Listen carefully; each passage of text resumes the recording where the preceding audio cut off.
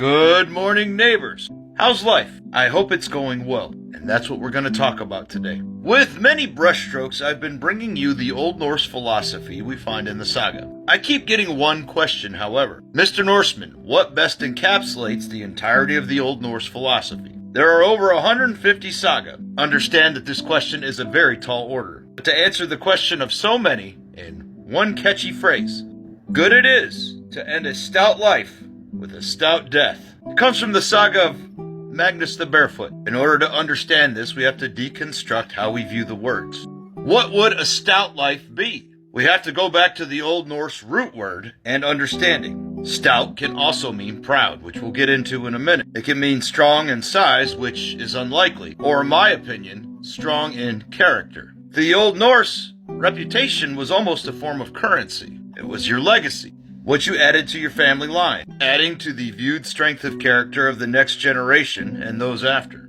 But let's drill down further. Were you also aware that proud comes from the Old Norse? And as usual, it has many connotations. And before anybody asks, no, proud is not in your skin tone. That wasn't even a concept. Proud in who you were, proud in your family, proud in your community, proud in the impact on that community and the world around you. So I will ask you again, how is life? How is your saga? Now I know some have low self-image. They may not think they have led a very proud life, but that doesn't mean you can't start now. But I would like to remind you, sometimes you make impact on individuals you never know about. Take it from Mr. Norseman. Every action has an equal reaction, and it may cause a chain of events that goes so far you may never see or know about. Your words might inspire someone who passes it along to their child. They may not even put it into action until you're gone. Same can be said in how you live your life or those you help.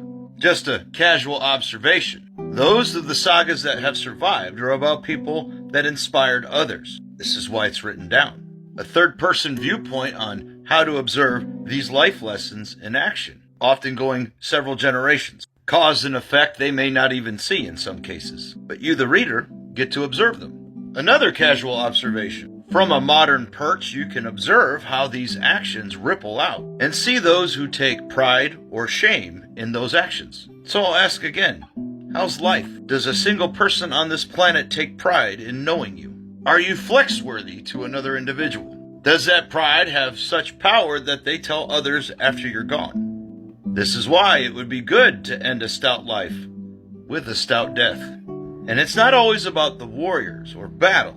We do take great pride in those that did the exploration, those who did other great things, those that raised great children that went on to do great things. And often I wonder if they would even realize how great they were. Many didn't even see the ripples. So this is your reminder that you probably haven't either.